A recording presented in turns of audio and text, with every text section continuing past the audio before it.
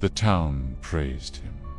Nobody could rid the streets of vermin like old Caleb, the rat killer. His rifle never missed. One crack, one twitch, and the rat was gone. No squeals, no writhing, clean death, he would say. Quick, no pain. What no one knew was that Caleb hated it. Rats were his only friends, small, clever, unfairly despised. He spoke to them in alleys when no one listened. He left crumbs in his pockets, whispered apologies as he leveled his sights. Each time he killed, he made sure it was merciful. A headshot, always a headshot. The rats seemed to know. They never ran as hard from him as from the others. They trusted him in a strange way. And when the bodies cooled, Caleb took them home. Not for meat, not for trophies. He was sewing.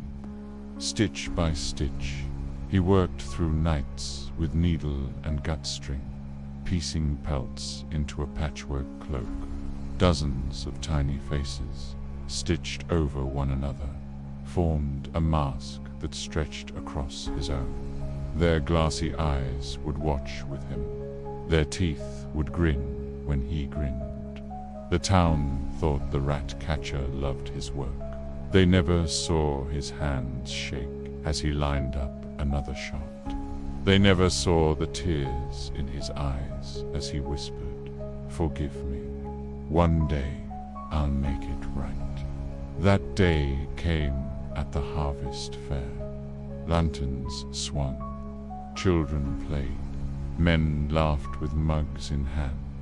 Caleb arrived in silence, cloaked in his creation.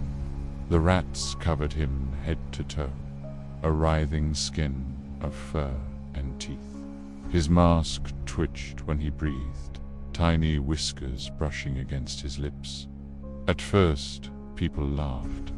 They thought it was a costume, a jest. Then Caleb raised the rifle.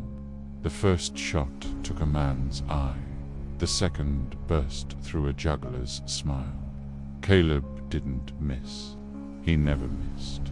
Panic tore through the square as his cloak writhed. The rats sewn into it squirmed, as though alive, as though avenging their brothers. "You slaughtered them," Caleb growled, voice muffled behind the mask. "Now they'll slaughter you." He moved methodically, just as he had in the alleys, until the screams drowned the festival music.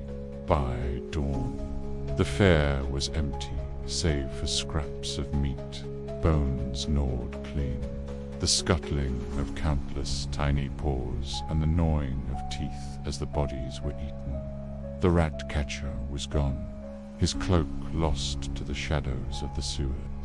But when the night falls silent, the townsfolk swear they can hear him there, whispering to the rats, "Clean death, quick, no pain."